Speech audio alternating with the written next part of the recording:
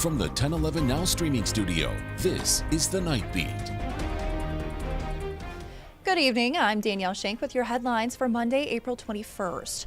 People around the world are mourning the death of Pope Francis, who passed away early this morning at age 88. The Vatican says he died from a stroke followed by heart failure after battling a severe respiratory infection earlier this year. He led the Catholic Church for 12 years and is being remembered as one of its most progressive leaders. Pope Francis will lie in state later this week ahead of his funeral. Catholics worldwide will observe 9 days of mourning, celebrating his legacy of compassion and justice. Bishop James D. Conley of the Lincoln Diocese, who met the Pope twice, called him jovial, humble, and a true messenger of hope. He really drew attention to poor and the needy, the immigrant. He didn't lean one way, left or right, to the extreme. He really was truly Catholic in every sense of the word. While there's no set date for the funeral, public viewing could begin as early as Wednesday. The process of selecting a new pope will start between May 6th and May 21st, requiring a 2/3 vote from 135 cardinals. Meanwhile, Cardinal Kevin Farrell, a Dublin-born naturalized U.S. citizen, is currently serving as acting head of the Vatican until a new pope is chosen. As the world mourns the loss of a global leader, a different kind of uncertainty is growing closer to home.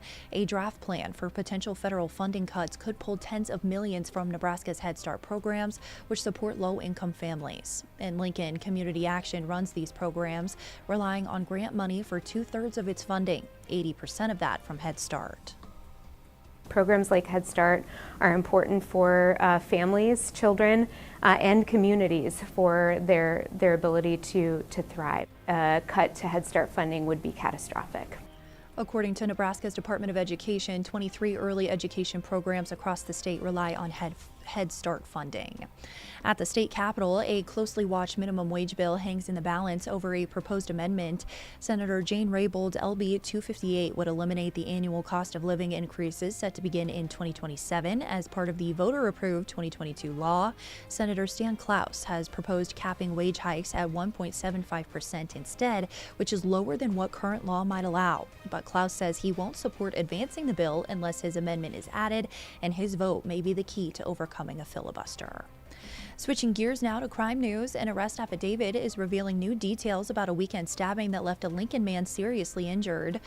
Early Saturday, officers responded to a home near First and M where a woman said a man she knew had been stabbed in the leg and arm.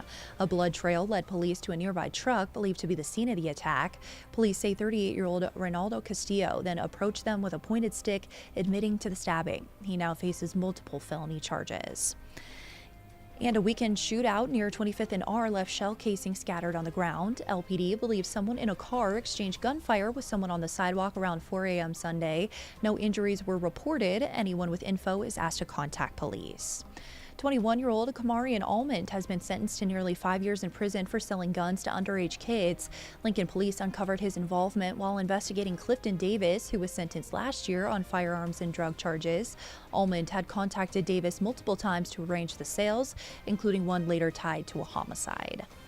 After a string of heavy headlines, some good news. A Beatrice native and Nebraska football alum signed a 4-year, $68 million extension with the Eagles.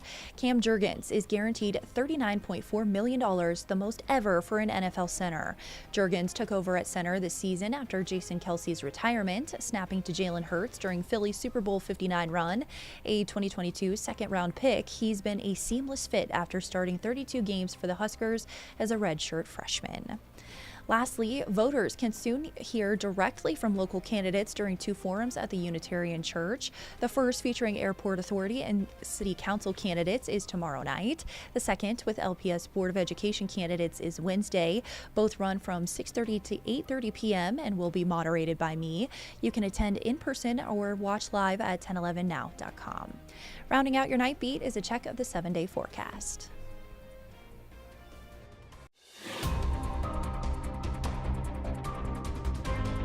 You've been listening to The Night Beat. Watch, listen, and stream on the 1011 app on YouTube or wherever you get your podcasts.